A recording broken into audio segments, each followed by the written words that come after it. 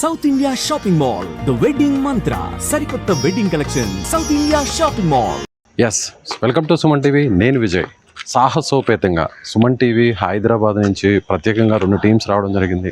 ఎక్స్క్లూజివ్గా ఎక్కడైతే flight crash అయిందో, ఎయిర్ ఇండియాకి సంబంధించిన అహ్మదాబాద్ నుంచి లండన్కి వెళ్ళే ఫ్లైట్ క్రాష్ అయినటువంటి లొకేషన్లో ఎక్స్క్లూజివ్గా మీకు ఇక్కడ గ్రౌండ్ రిపోర్ట్ని అందిస్తుంది సుమన్ టీవీ. ఇక్కడ చూడొచ్చు. ఎస్, మొత్తం చెల్లా చెదురైంది. ఇదంతా కూడా ఫ్లైట్కి సంబంధించినటువంటి శకలాలు కనిపిస్తున్నాయి ఇక్కడంతా కూడా.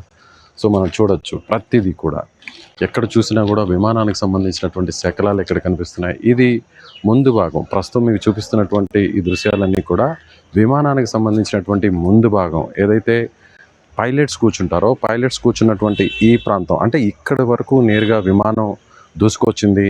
దాదాపుగా ఇక్కడి నుంచి చూసినట్లయితే కరెక్ట్గా ఒక 600 అడుగుల ఎత్తుపై నుంచి విమానం రావడం జరిగింది. ఒకసారి బిల్డింగ్స్ మనం పైనుంచి చూస్తే 6 అంతస్తులు, అంటే దాదాపు 6-7 అంతస్తులు ఉంది.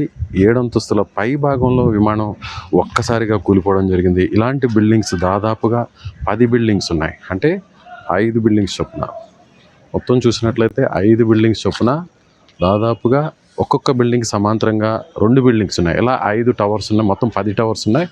ఈ 10 టవర్స్లో దాదాపు పూర్తిగా 6 బూడిదైపోయాయి. అందులో మొదటి భాగం ఏదైతే టైల్ భాగం ఉందో, టైల్ భాగంలోనే మెస్ ఉంటుంది, అక్కడే పూర్తిగా డ్యామేజ్ అయినటువంటి పరిస్థితి. ఇంకా మీకు ఎక్స్క్లూజివ్గా దృశ్యాలన్నీ కూడా చూపిస్తాం. ఒకసారి చూడొచ్చు, చెట్లన్నీ కూడా పూర్తిగా నేలకలేవు. ఇక్కడ హాస్టల్కి సంబంధించి కూడా ఇక్కడ ఉన్నటువంటి ఏదైతే బైకులు కావచ్చు, మెడికల్ స్టూడెంట్కి సంబంధించినటువంటి మెడిసిన్స్ కావచ్చు, వస్తువులు కావచ్చు, కార్లు కూడా బూడిదైపోయాయి. ఆ ఒక్కసారిగా ఆ మంట వేడిమికి దాదాపుగా 1/2 కిలోమీటర్ వరకు మంటలు వ్యాపించాయి. ఎక్స్క్లూజివ్గా ఈ దృశ్యాలు మీకు సుమన్ టీవీ అందిస్తుంది. చూడొచ్చు, ఇక్కడ కారు కూడా పూర్తిగా ఏ స్థాయిలో ఒక చిన్న పీస్ కూడా నిలబడలేదు. మొత్తం డ్యామేజ్ అయిపోయింది. ఇక్కడ లేదు, పూర్తిగా డ్యామేజ్ అయిపోయింది. ఏమాత్రం కూడా లేనటువంటి పరిస్థితి.